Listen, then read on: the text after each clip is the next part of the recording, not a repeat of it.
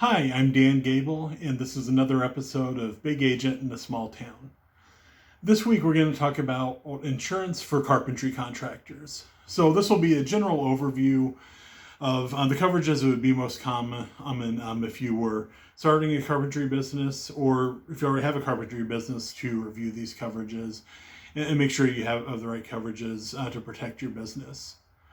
So the first thing you definitely want is general liability insurance.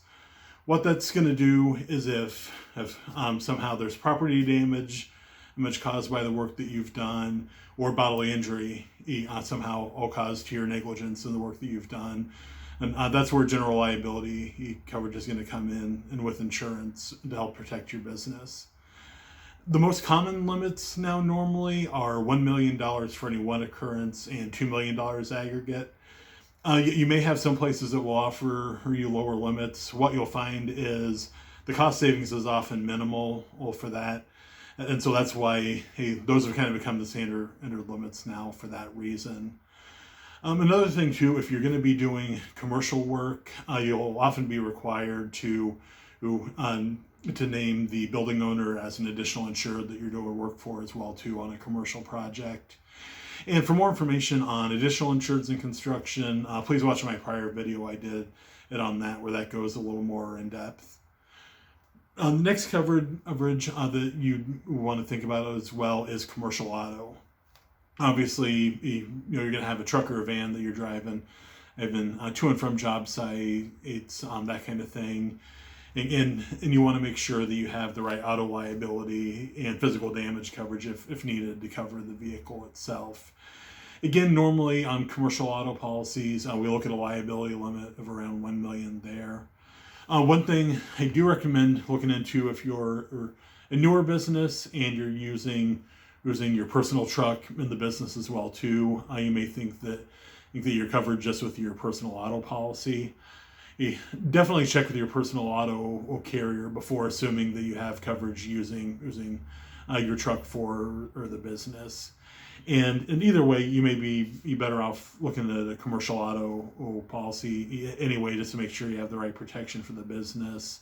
And also, again, if you're doing commercial work, normally you'll be required to have commercial auto liability too. So you're going to meet that contractual requirement as well with a commercial auto policy. Next is property and business personal property coverage, and that would be if you have a building that you own, whether it's an office building or a storage building. You obviously want coverage on the building itself and any business personal property that you'd have in the building too. And you just want to make sure with the coverages with that to understand whether you have replacement cost coverage or actual cash value coverage, and what that would mean in the event of a claim. Next is inland marine, which is another property coverage. That's basically a coverage for or property that's it's often taken off premises. So think of tools and things like that. You normally have that covered on inland marine. Another really important inland marine coverage for carpenters is what's called installation floater coverage. What that coverage is, think of things like a kitchen or bathroom remodel, where you're hauling cabinets to the job site or storing cabinets minutes before you take them to the job for installation, and somehow they got damaged, whether in transit or at the job site or before the job site. Your installation floater is gonna provide a coverage in that situation. Another coverage that a lot of contractors don't think about, but is becoming more and more prevalent as far as the claims that we see, is cyber coverage.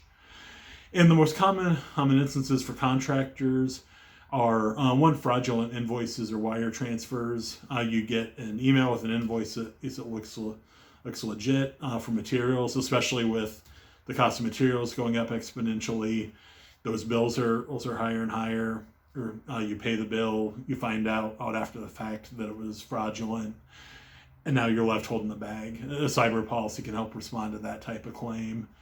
It also can respond to third-party data breach kind of claims as well too.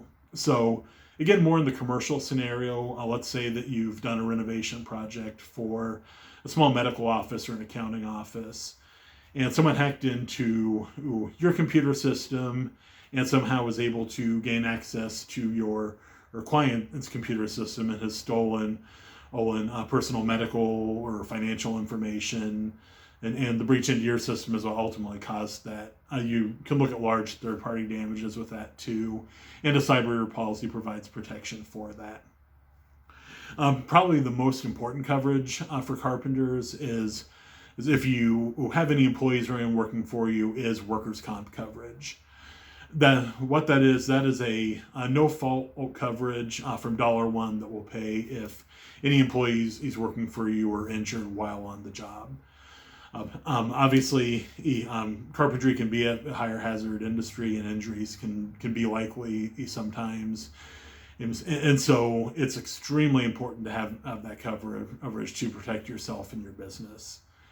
And then finally is a commercial umbrella policy. I talked about some of the standard limits on general liability and auto. With an umbrella, you can actually increase your liability limits over those underlying limits as well too, to get more liability protection. And again, if you're doing commercial work, sometimes an umbrella policy will be required or at different limits depending on the job. So that's kind of a quick overview over insurance for carpenters.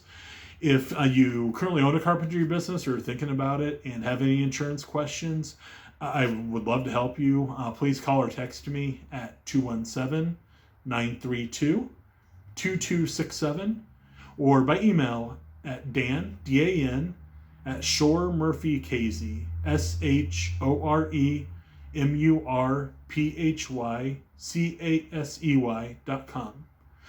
Please like and comment on this video, and also subscribe to our Shore Murphy & Associates YouTube channel. Have a great day. Thank you.